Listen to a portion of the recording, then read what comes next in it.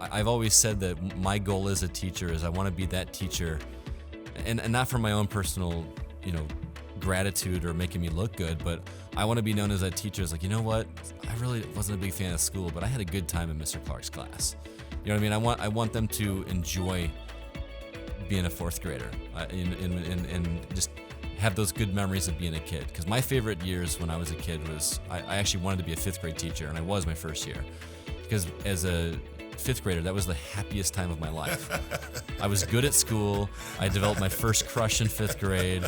It was just like the happiest time of my life, and it's almost like reliving it with us kids.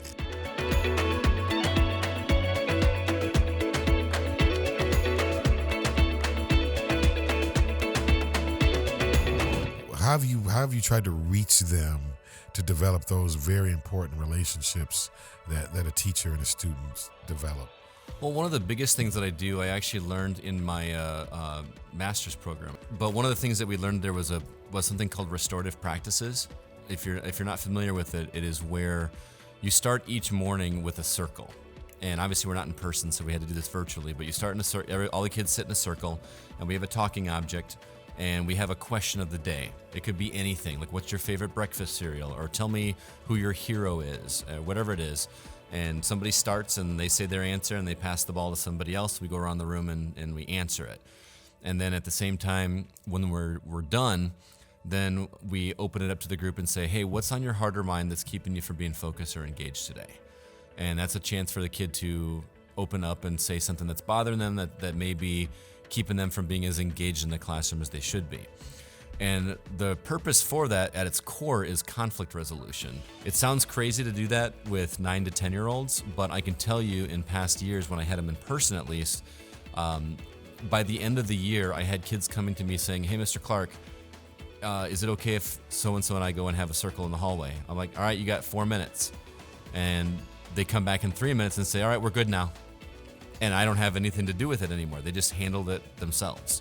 What about parental contact and involvement, and how has that been different in this atmosphere? Well, I've always been a huge proponent of parent communication as much as possible. At conferences, I always tell my parents, look, you've got my email. I've got a Google Voice number you can text me or call me on. You've got Seesaw. We've got all these different methods of communication. Please reach out to me. And I tell every single one of them, even if it's after school hours, I get this on my phone. I text like a 12-year-old girl, so I will see it. and I always respond. I always make a promise that I will respond within 24 hours, but it usually doesn't take that long. In terms of remote, I'm finding that communication has actually increased. I think a lot of it has to do with the fact that a lot of the parents are there when the students are in class. Sure. Some of them are home and they're seeing me, or they join in. What do you think some things that we'll be able to take out of this pandemic, this situation, this kind of way we've been virtually teaching? Have you found some things that you think you can use moving forward that might be helpful in the teaching profession? Personally, absolutely 100%. I feel like as much as this has been a struggle this year to learn how to teach remotely, I feel like my entire in-person strategy is going to be significantly changed whenever we get back in the classroom. Wow. How so? In what ways? Specifically with differentiation, that's always been a struggle for me because I'm a fourth grade teacher and I'm supposed to expose them to fourth grade material, but some of them aren't quite at fourth grade. So how do I do that? It's always been a struggle for me. I've been working very closely with our MTSS instructor from my building,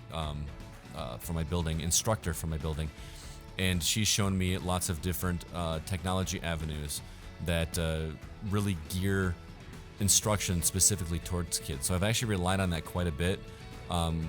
We talked at the beginning about how my instruction has shifted since the beginning of the year about 3 or 4 times. That was one of the big shifts, was shifting over to things like MobiMax and Edmentum and Khan Academy and just these online resources where I basically teach a short lesson, for 15 or 20 minutes.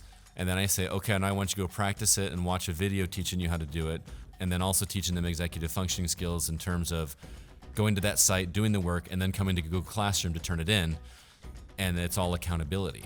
And I feel like that whenever I get back in the classroom, I'm going to keep that going. Sure. Because that's how I do online learning as a college student. Right, You know what I mean? right, I have to go in and I have to do the work and turn it in and make sure it's on time, and why not? You know what I mean? So might as well get that knocked out at the same time. Makes sense. So the differentiation is a huge part of it, and I feel like I've sharpened those skills quite a bit, and that's going to translate to in person for sure.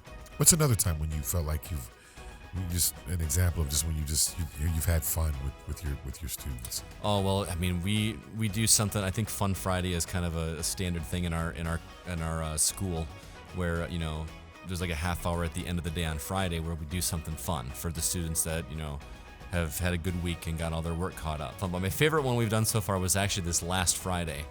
One of my kids, I know her dad because I saw them in the drop-off zone every day. This dad and I decided that we were going to do for Fun Friday, we were going to have a dad joke off. So we invited him on the call on Friday, and we had two of the kids be judges, and one kid kept score. And the idea was we had to tell these jokes and try to make the other guy laugh.